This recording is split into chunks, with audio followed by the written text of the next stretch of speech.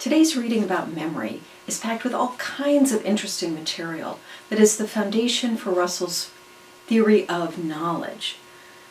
Russell begins by arguing that memory is necessary for knowledge because memory goes beyond perception.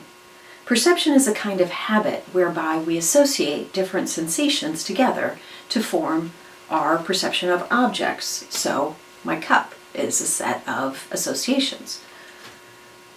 Memory, on the other hand, involves connecting a present image as a copy of a past event or sensation. But this raises a problem. This is what Russell says on page 108, and this is about a third of the way down the page. Why do we believe that images are, sometimes or always, approximately or exactly, copies of sensations? What sort of evidence is there? And what sort of evidence is logically possible? The difficulty of this question arises through the fact that the sensation, which an image is supposed to copy, is in the past when the image exists, and can therefore only be known by memory, while on the other hand, memory of past sensations seems only possible by means of present images. How then are we to find any way of comparing the present image and the past sensation? We've got this present image that's supposed to be a copy of a past sensation, and how are we going to compare them? We need a way to determine that the image is really about that past event, but all we've got is this present image. And this is the basic problem of memory, and it's still a problem today in memory theory. Russell then makes 2 points that seem a little contentious. He says first that it's not logically necessary to a memory belief that the event occurred. And here he gives the hypothetical case that the world might have emerged into existence 5 minutes ago, and you, with all of your memories, or memory beliefs as he calls them, that emerged when the world was created 5 minutes ago.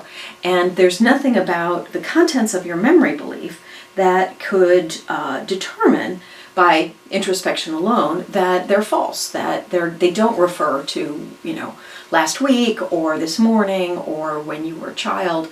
All of those memory beliefs could have been created with you 5 minutes ago. And a narrative example of this is the story by Philip K. Dick, which is the movie The Blade Runner. And in that movie, androids are implanted with memories from other people's experience. And part of the drama of the story is that they don't realize this. They can't know by looking at the memories themselves that they're actually someone else's and not their own. The second point is that habits cannot ground memory because we have to know what happened in the past to determine whether the person is acting the same way.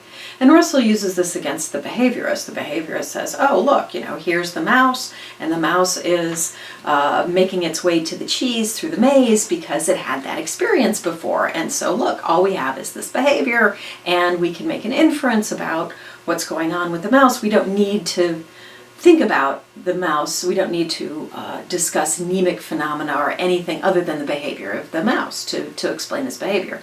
And Russell says, no, you have to talk about memory in order to be able to explain that behavior. You have to be able to connect the past with the present in some way, if not true memory. You have to. You can't use those habits as a way to ground memory because they depend on memory.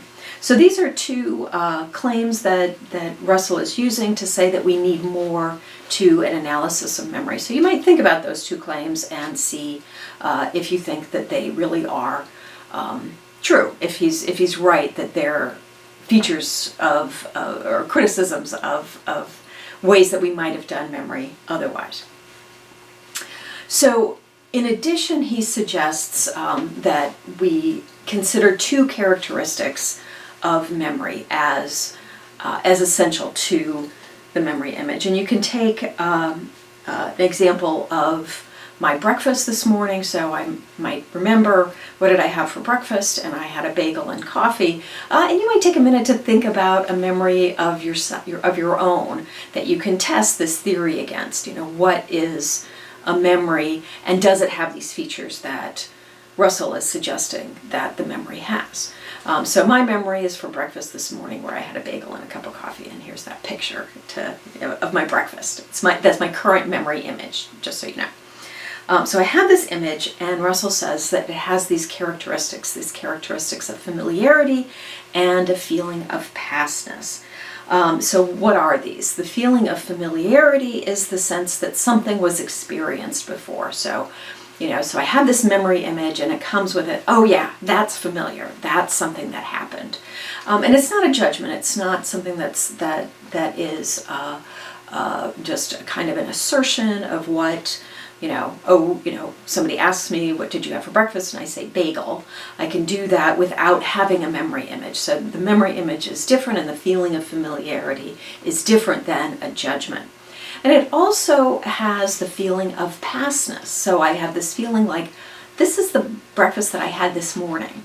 It's not that I have bagels every morning, and so someone asks me, what did I have for breakfast? Or I have an image of my usual breakfast. So a person might come up with a kind of abstract image of all the kinds of bagels that they've had for breakfast, and that could be like a paradigmatic kind of breakfast that I have. And no, when you have a feeling of pastness, you have this feeling that this memory image happened at a kind of time in the past. And you can use context and relation to other memories in order to help you have a general sense. Oh yeah, this was this morning. This wasn't last week, because I remember that I had oatmeal the night before or the morning before, and I wanted to use up the bagels this morning so I could buy more bagels, right? So I use these other kinds of cues to help me place where this memory image was, roughly. But Russell says that these two components are insufficient. Just the feeling of familiarity and the feeling of pastness are too indistinct. They could apply to déjà vu. Déjà vu is maybe a little bit more vague than a specific feeling of pastness, but you get a feeling of pastness and a feeling of familiarity with déjà vu. And you might have just a simple association. And so these two characteristics, while important, are insufficient.